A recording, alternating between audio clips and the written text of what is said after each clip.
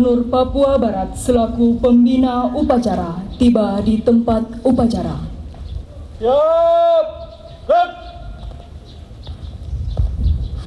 Pembacaan heroik 3 Desember. Peristiwa heroik 3 Desember. Tanggal 3 Desember merupakan hari yang punya makna khusus bagi warga Departemen Pekerjaan Umum. Karena pada tanggal tersebut 74 tahun yang lalu terjadi peristiwa bersejarah. Gugur 7 orang karyawan yang berjuang mempertahankan markas Departemen Pekerjaan Umum di Kota Bandung yang dikenal sebagai Gedung Sate. Peristiwa ini kemudian dikenang dan diperingati sebagai Hari Kebaktian Pekerjaan Umum. Gedung V dan W ini dipertahankan mati-matian sampai titik darah penghabisan oleh para pemuda atau pegawai Departemen Pekerjaan Umum. Karena mereka sadar bahwa gedung tersebut pada waktu itu dipergunakan sebagai kantor pusat departemen. Setelah kemerdekaan Republik Indonesia diproklamirkan, para pemuda pegawai Departemen Pekerjaan Umum tidak mau ketinggalan dengan pemuda-pemuda lainnya di Kota Bandung. Mereka mempersiapkan diri dalam menghadapi segala kemungkinan yang sekiranya akan dapat merintangi serta mengganggu kemerdekaan yang telah diproklamasikan. Jiwa dan semangat perjuangan yang menyala-nyala dari para patriot muda ini kemudian dihimpun dan disalurkan dalam suatu gerakan yang teratur dalam bentuk organisasi dengan nama Gerakan Pemuda Pekerjaan Umum. Gedung Sate telah berhasil diambil alih oleh Gerakan Pemuda Pekerjaan Umum dari tangan Jepang. Kewajiban mereka selanjutnya pada saat itu adalah mempertahankan dan memelihara apa yang telah diambil alih itu jangan sampai direbut kembali oleh musuh. Untuk dapat menyusun pertahanan yang kompak, maka gerakan pemuda ini lalu membentuk suatu seksi pertahanan yang dipersenjatai seperti granat, beberapa pucuk bedil, dan senjata api lainnya hasil rampasan dari tentara Jepang. Mulanya, gerakan pemuda ini hanya menghadapi satu kekuatan lawan, yaitu tentara Jepang.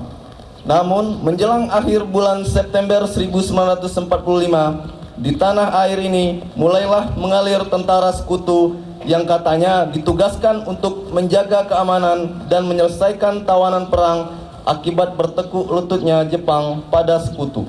Tanggal 4 Oktober 1945, Kota Bandung dimasuki tentara sekutu yang diikuti oleh serdadu Belanda dan Nica. Sejak saat itu, suasana Kota Bandung menjadi semakin tidak aman. Sejak itu pula, gerakan pemuda pejuang harus berhadapan dengan tentara Jepang dan tentara sekutu Belanda dan Nica. Dengan semakin gawatnya situasi pada waktu itu, para pegawai dari kantor pusat Departemen Pekerjaan Umum di bawah pimpinan Menteri Muda Perhubungan dan Pekerjaan Umum, Insinyur Pangeran Nur, pada tanggal 20 Oktober telah mengangkat sumpah setia kepada pemerintah Republik Indonesia. Hampir setiap hari, kantor Departemen Perhubungan dan Pekerjaan Umum dikacau oleh tentara sekutu Belanda dan Nica. Akibatnya para pegawai tidak dapat melaksanakan tugasnya dengan tenang. Oleh karena itu, pada mulanya semua pegawai Departemen Perhubungan dan Pekerjaan Umum diperkenankan untuk tidak masuk kantor selama situasi belum aman. Kecuali para pegawai yang memang diserahi barang-barang milik negara yang ada di dalamnya. Tugas yang berat ini mereka terima sebagai suatu kewajiban yang mulia yang akan dilaksanakan dengan taruhan jiwa dan raga. Terjadinya peristiwa. Pada tanggal 24 November 1945, di bagian utara kota, meletus suatu pertempuran yang hebat. Penduduk sekitarnya banyak yang mengungsi ke kota lain. Waktu itu gedung sate dipertahankan oleh Gerakan Pemuda Pekerjaan Umum yang diperkuat oleh satu pasukan badan perjuangan yang terdiri lebih kurang 40 orang dengan persenjataan yang agak lengkap. Tetapi bantuan yang diberikan itu tidak lama, karena pada tanggal 29 November 1945 pasukan tersebut lalu ditarik dari markas pertahanan Departemen Perhubungan dan Pekerjaan Umum. Tanggal 3 Desember 1945 jam 1 pagi, waktu itu kantor Perhubungan dan Pekerjaan Umum di Jalan Diponegoro 22 Bandung, dikenal dengan gedung sate itu, hanya dipertahankan oleh 21 orang. Tiba-tiba datang menyerbukan sepasukan tentara sekutu Belanda dengan persenjataan yang berat dan modern. Walaupun demikian, petugas yang mempertahankan gedung sate ini tak mau menyerah begitu saja. Mereka mengadakan perlawanan mati-matian dengan segala kekuatan yang dimiliki, tetap mempertahankan kantor yang akan direbutnya itu. Mereka dikepung rapat dan diserang dari segala penjuru. Pertempuran yang dahsyat itu memang tidak seimbang. Pertempuran ini baru berakhir pada pukul 14. Dalam pertempuran tersebut diketahui dari 21 orang pemuda, 7 diantaranya hilang, 1 orang luka-luka berat, dan beberapa orang lainnya luka-luka ringan. Setelah dilakukan penelitian, ternyata para pemuda yang hilang itu diketahui bernama Didi Hardianto Kamarga, Mukhtarudin, Suhodo, Rio Susilo, Subengat, Ranu, dan Suryono. Semula memang sebelum diketahui dengan pasti di mana jenazah dari ke-7 orang pemuda ini berada. Baru pada bulan Agustus 1952 oleh beberapa bekas kawan seperjuangan mereka dicarinya di gedung sate. Dan hasilnya hanya ditemukan 4 jenazah yang sudah berupa kerangka. Keempat kerangka para syuhada ini kemudian dipindahkan ke Taman Makam Pahlawan Cikutra, Bandung. Sebagai penghargaan atas jasa-jasa dari 3 orang lainnya yang kerangkanya belum ditemukan, telah dibuatkan 2 tanda peringatan. 1 dipasang di dalam gedung sate, dan lainnya berwujud sebuah batu alam yang besar, ditandai dengan tulisan nama-nama ke-7 orang pahlawan tersebut yang ditempatkan di belakang halaman gedung sate. Sebelumnya, yakni pada tanggal 3 Desember 1951 oleh Menteri Pekerjaan Umum pada waktu itu, Insinyur Ukar Brata Kusuma, ke-7 pemuda pahlawan tersebut dinyatakan dan dihormati sebagai pemuda yang berjasa, dan tanda penghargaan itu telah pula disampaikan pada para keluarga mereka yang ditinggalkan.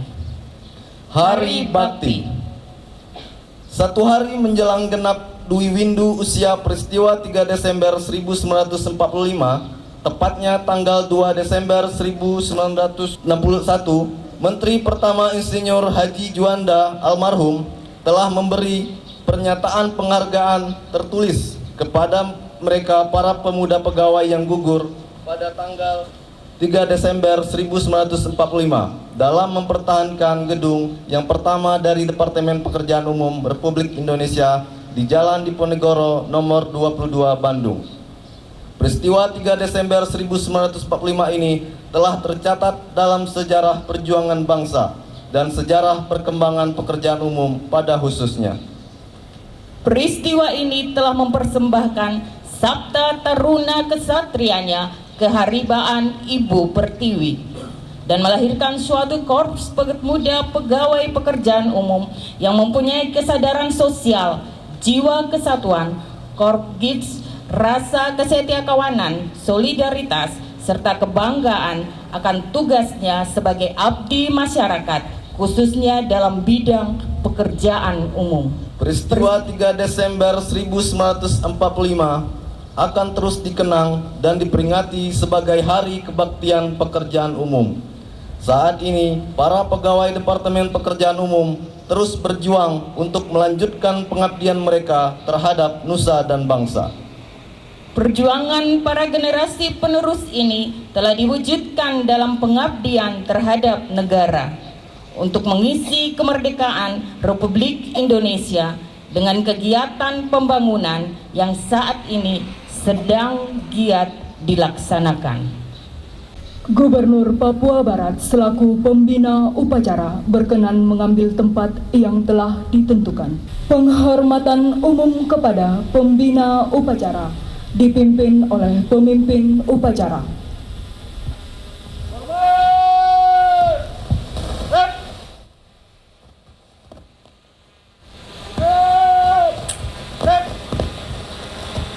Laporan pemimpin upacara kepada pembina upacara.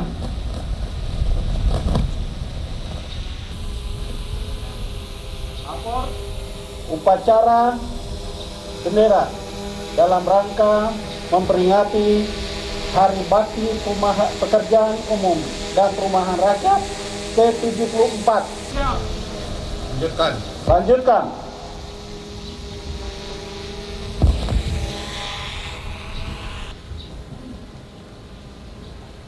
Pengibaran bendera merah putih diiringi lagu kebangsaan Indonesia Raya.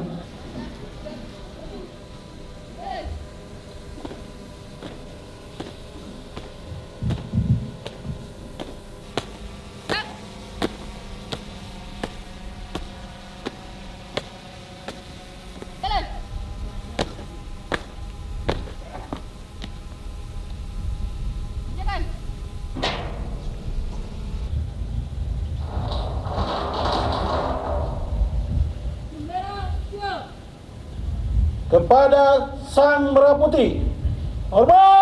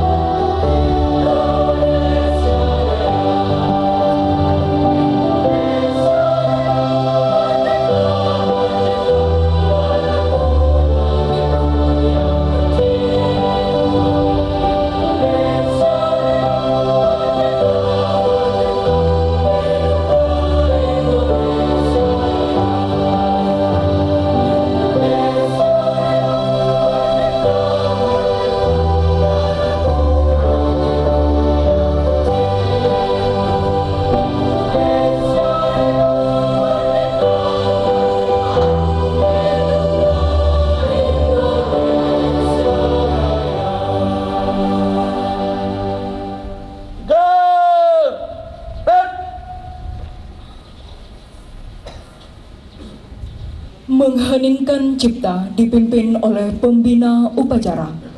Mengheningkan cipta mulai.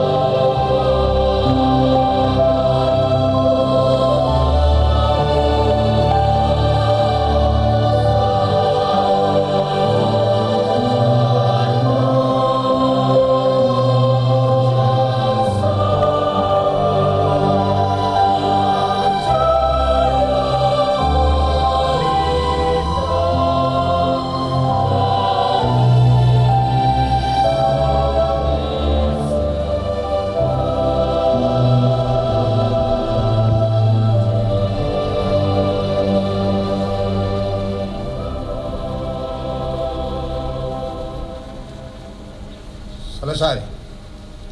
Pembacaan teks Pancasila oleh pembina upacara diikuti oleh seluruh peserta upacara. Pancasila. Satu. Ketuhanan Yang Maha Esa. Dua. Kemanusiaan yang adil dan beradab. Tiga. Persatuan Indonesia. Empat. Kerakyatan dipimpin oleh hikmat kebijaksanaan dalam permusyawaratan perwakilan. 5. Keadilan sosial bagi seluruh rakyat Indonesia. Pembacaan teks pembukaan Undang-Undang Dasar Negara Republik Indonesia tahun 1945 dan pembacaan Panca Prasetya Korps Pegawai Republik Indonesia. Pembacaan Undang-Undang Dasar Negara Republik Indonesia tahun 1945 dan pembacaan Panca Prasetya Korps Pegawai Republik Indonesia. Siap dilaksanakan. Laksanakan.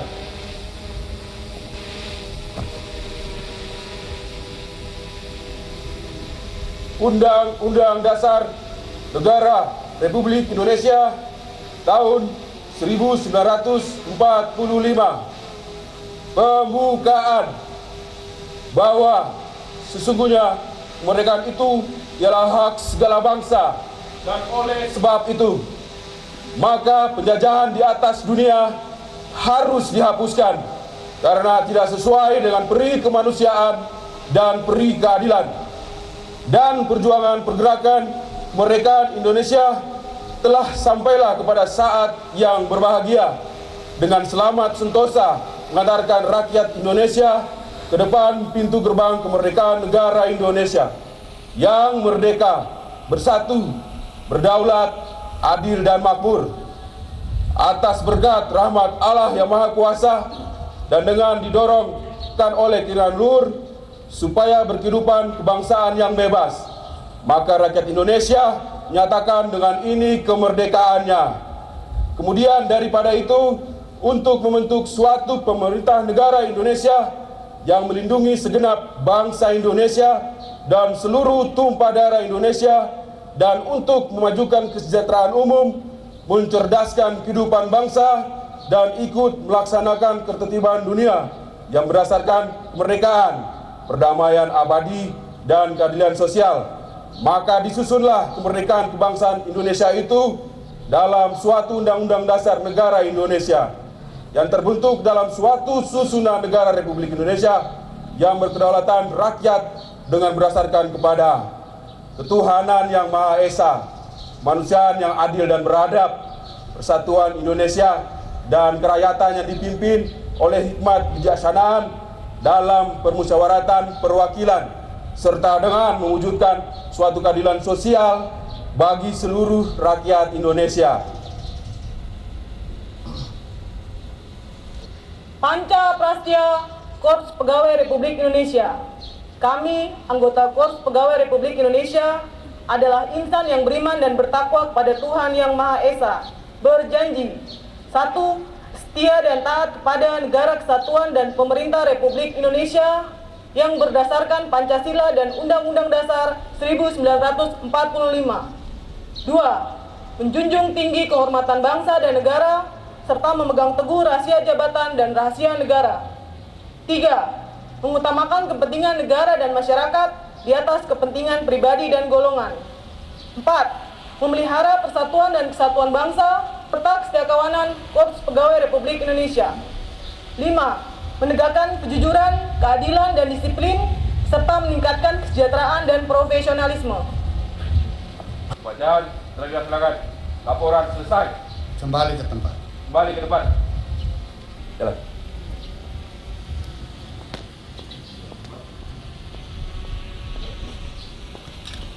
Amanat pembina upacara.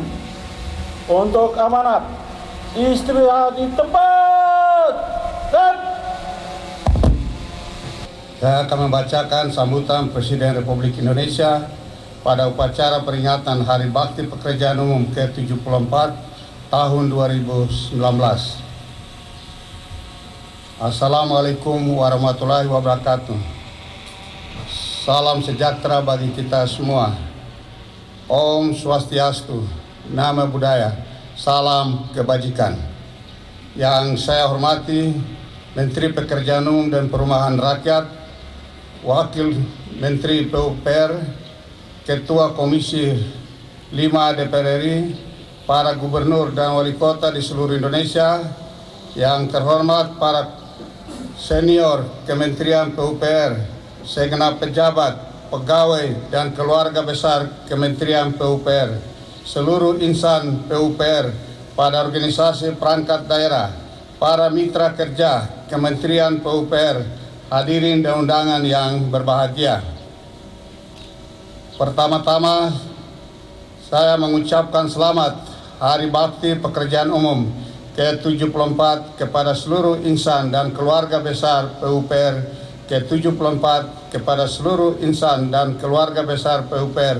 Saya menyampaikan terima kasih dan apresiasi yang sebesar-besarnya atas kinerja serta kerja keras seluruh pihak, mulai dari jajaran Kementerian PUPR, pemerintah daerah, BUMN, dan mitra swasta, baik yang bergerak di bidang konstruksi maupun di bidang pembiayaan, untuk mencapai target pembangunan yang tertuang dalam Rencana Pembangunan Jangka Menengah Nasional (RPJMN) 2015-2019.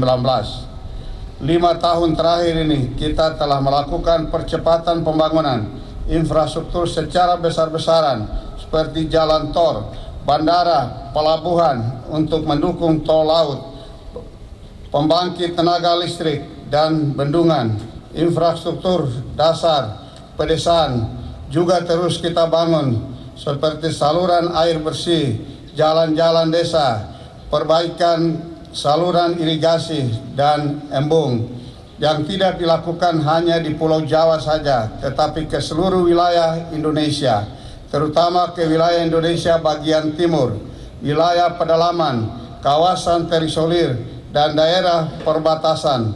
Hal ini kita lakukan tidak hanya untuk meningkatkan daya saing dan pertumbuhan ekonomi, tetapi sekaligus untuk mewujudkan rasa keadilan masyarakat serta memperkuat persatuan dan kesatuan bangsa kita. Meskipun kita semua telah bekerja keras, agenda pembangunan infrastruktur belum selesai. Kita masih punya pekerjaan rumah, masih ada pekerjaan berat pembangunan dan kemajuan bangsa Indonesia. Dibandingkan dengan negara-negara lain, kita memang masih tertinggal. Peringkat infrastruktur negara kita tahun 2018 berada di posisi 71 dari 140 negara. Di tingkat ASEAN saat ini, daya saing infrastruktur kita masih berada di posisi 5, kalah dengan Thailand, Brunei, Malaysia, dan Singapura. Oleh karena itu, saya mengajak kita semua untuk bekerja lebih keras lagi untuk mengejar ketertinggalan dan menjadi yang terdepan. Hadirin sekalian yang saya hormati, pembangunan infrastruktur harus memiliki dampak signifikan bagi kesejahteraan masyarakat. Seluruh jajaran pemerintah dan mitra yang terlibat harus memastikan bahwa pembangunan infrastruktur fokus memberikan manfaat langsung bagi masyarakat, khususnya dalam menaikkan kelas UMKM, pengembangan pariwisata, penciptaan lapangan kerja, dan peningkatan ekspor. Oleh karena itu, sudah saatnya kita menghubungkan infrastruktur yang tersedia dengan sentra-sentra produksi, menghubungkan objek wisata dengan sentra-sentra pemasaran. Jalan tol harus tersambung dengan kawasan industri, pelabuhan harus tersambung dengan kawasan logistik dan distribusi. Bandara harus tersambung dengan kawasan perdagangan dan jasa, serta infrastruktur lainnya harus tersambung dengan sentra dan kawasan ekonomi. Pengembangan konektivitas infrastruktur ini harus dilanjutkan. Konektivitas tidak hanya terwujud tanpa ada sinergi dalam pemerintahan. Saya minta seluruh jajaran pemerintah untuk bersinergi, mulai dari pusat sampai daerah, untuk duduk bersama-sama menyepakati mana tanggung jawab pemerintah pusat, mana tanggung jawab pemerintah provinsi, serta mana tanggung jawab pemerintah kabupaten dan kota. Sinergi pemerintahan juga akan berpengaruh besar dalam kesuksesan agenda pembangunan berikutnya. Selama 5 tahun ke depan, kita akan melanjutkan pembangunan 60 bendungan, 1000 embung, 1.500 hektar jaringan irigasi baru, 2.500 km jalan tol, dan 60 km jalan baru. Kita juga akan meningkatkan akses masyarakat terhadap air minum layak menjadi 90%, serta akses sanitasi dan persampahan menjadi 80%. Kita pun akan melanjutkan program 1 juta rumah, khususnya bagi masyarakat berpenghasilan rendah. Selain itu, kita akan mewujudkan pemindahan ibu kota negara ke Kalimantan Timur dengan konsep Smart Metropolis. Begitu juga dengan pembangunan infrastruktur 5 destinasi wisata prioritas yang kita targetkan selesai pada akhir tahun 2020, yakni kawasan Danau Toba di Sumatera Utara, kawasan Borobudur di Jawa Tengah, kawasan Mandalika di NTB, kawasan Labuan Bajo di NTT, dan kawasan Manado Likupang di Sulawesi Utara. Seluruh agenda pembangunan ini sekali lagi harus berdampak pada kenaikan kelas UMKM, pengembangan pariwisata, penciptaan lapangan kerja, dan peningkatan ekspor. Hadirin sekalian yang saya hormati, penggunaan teknologi saat ini sangat penting dalam setiap bidang pekerjaan, termasuk dalam bidang pembangunan infrastruktur.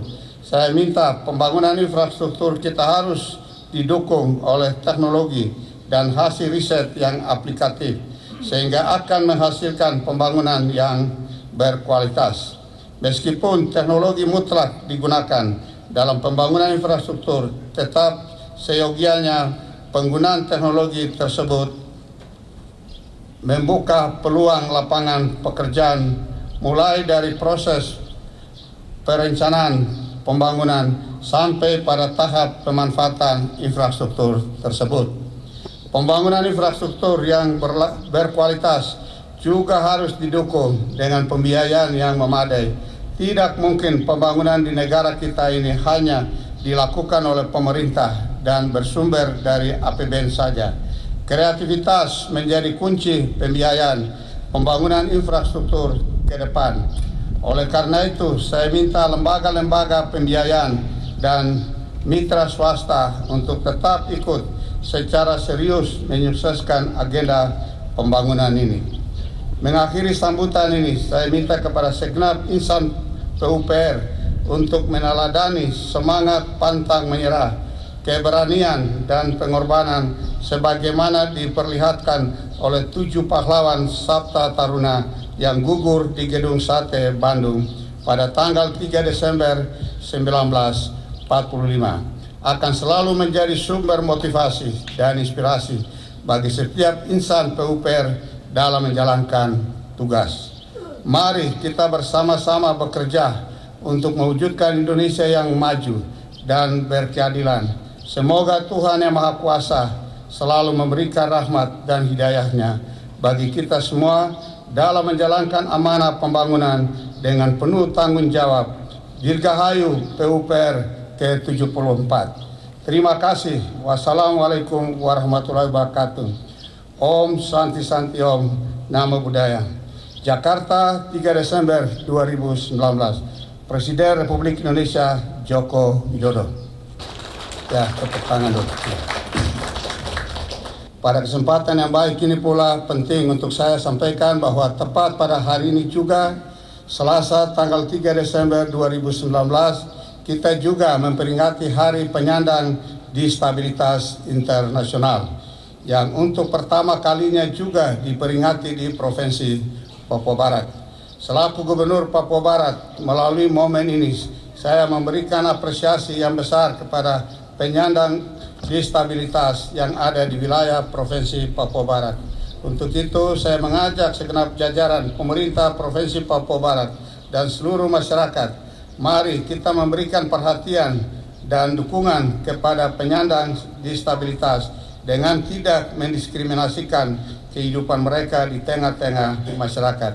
Kita support setiap kegiatan yang dilaksanakan oleh penyandang disabilitas dan melibatkan mereka dalam setiap berbagai kegiatan yang kita laksanakan.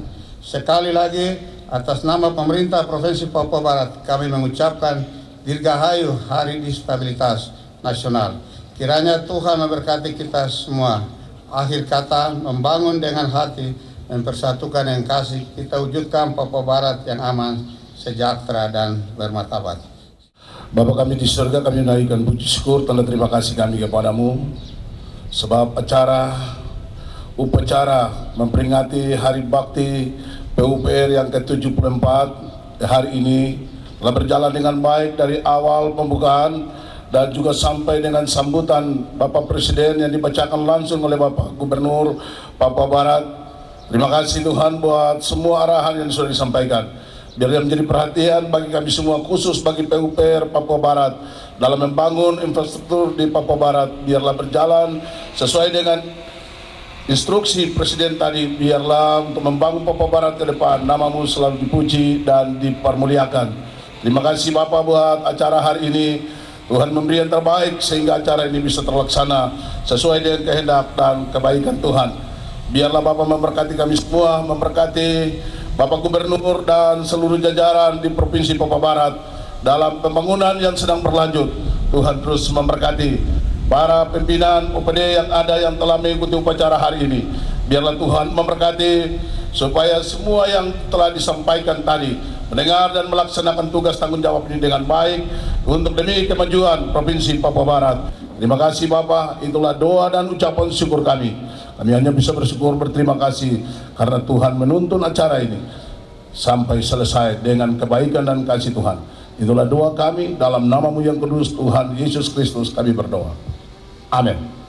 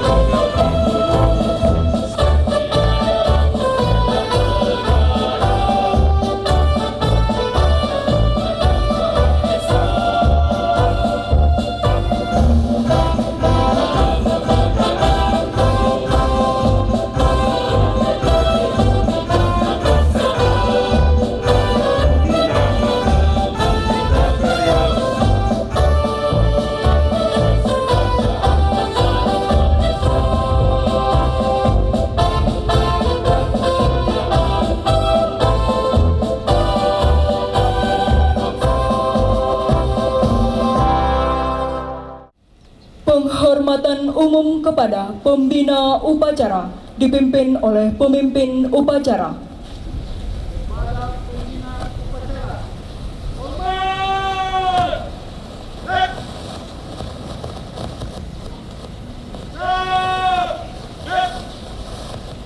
Gubernur Papua Barat selaku pembina upacara berkenan meninggalkan tempat upacara.